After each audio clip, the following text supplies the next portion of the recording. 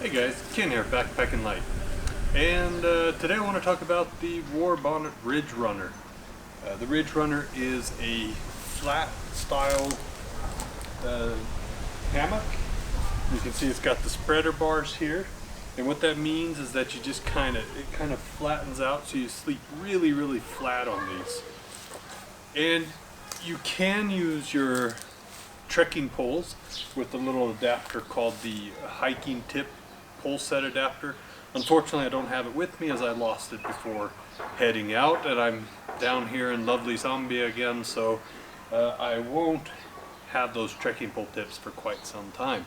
But I did, however, bring my hammock, as I love to get a good night's sleep, and I actually have this right now pitched in my backyard here at our little complex. I'll show you in a minute, but I've got it tied up to the clothes hanger on one side and the water tanks on the other, and this is in the backyard, so it just makes an excellent kind of lying around or even sleeping at night when I just kind of want my own little space. And this is with the bug net, and you can see how I've got that pitched. I've got it even nicely pitched there. This is the single layer lightweight version with the net, so it weighs 502 grams minus the spreader bars. So, and that's minus this part, the tree huggers, and so you can add about another 100 grams for the suspension, so then you're up to about 600, we'll say 650, and yeah, and then the spreader bars are 340 grams total. If you use your trekking poles, then it's the weight of your trekking poles. The Warbonnet, it also has these nice big pockets that you can see. They're called saddlebags. Right now I don't have an underquilt or anything on this, but you can easily put a sleeping pad on the inside of it.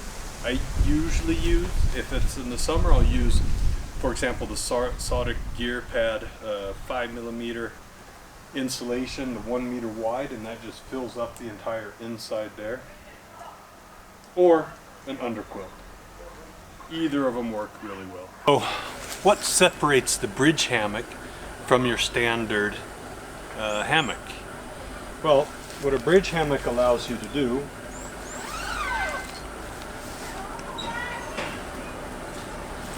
is it just gives you a really flat lay, and you'll see that when I lay down here.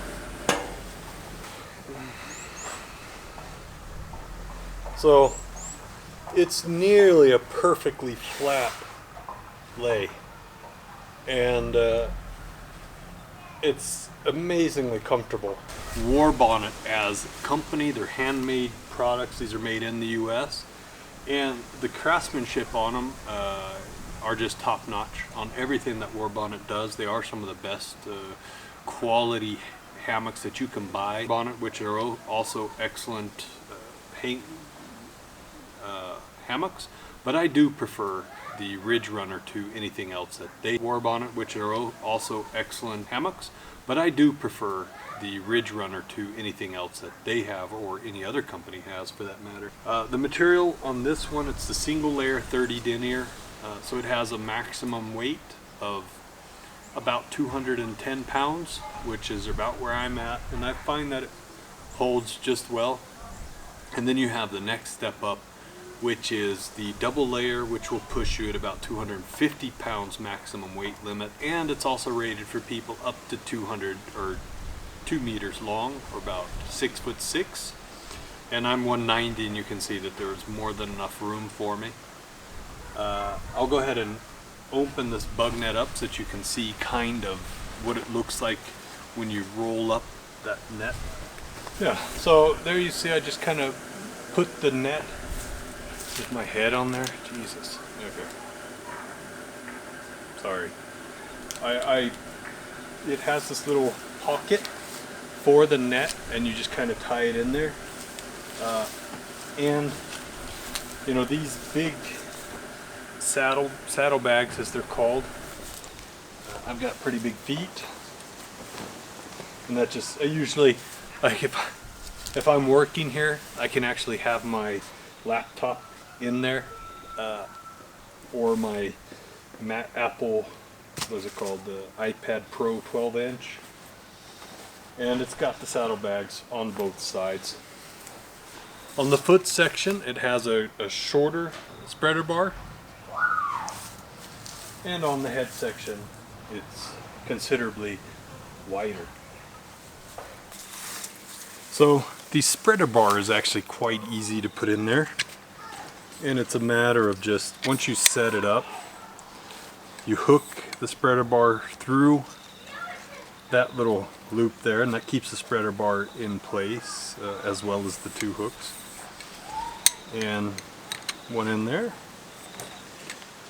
and one in there. Now, and that's the head end, so it's much wider. And as you can see, how this works really is just a matter of breaking those down.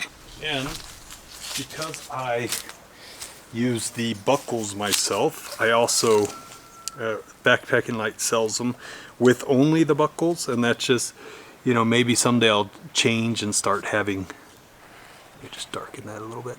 I'll start having some other options, but as I find the buckles to be the best, I don't see a point in having any of the other systems.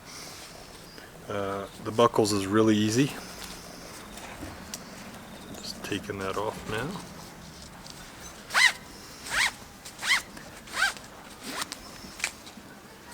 This is called Tree Huggers with the Warbonnet. And you can see you just push that through. Putting the tree huggers in place, they do have carabiners that you can lock on here, which is probably a better long-term solution, but as I don't have carabiners, this will have to do. And then I just put the tree hugger through there. Hopefully that's in focus. I can't actually see it right now. And there you go. Okay. So once you have the tree hugger through, you put that little loop through both of your little loops there, and then you just run it through, such as this. And that's the entirety of setting it up. Now it kind of happens when you're not completely focused here. There we go. And then it's just a matter of tightening that up.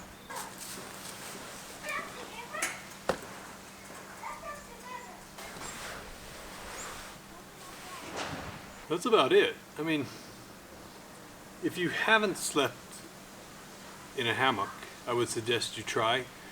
I mean, good, cheap alternatives are the Hennessy hammocks and so on, but if you want the luxury and the guaranteed like best sleep you can possibly get, then I would definitely look at the Ridgerunner by Warbonnet. You can buy the trekking pole tip accessories. That'll add like 5 grams to your total packing, and then you don't have to have the spreader bars with you. And all at Backpacking Light, we only have it with the bug nets, and with the at the moment with the buckle system. We have both single and double layer, and you're going to need some kind of an underquilt and tarp for it. So there you have it, the Ridgerunner, the Warbonnet Ridgerunner. If you like the review, like it, leave comments, subscribe, and yeah, enjoy.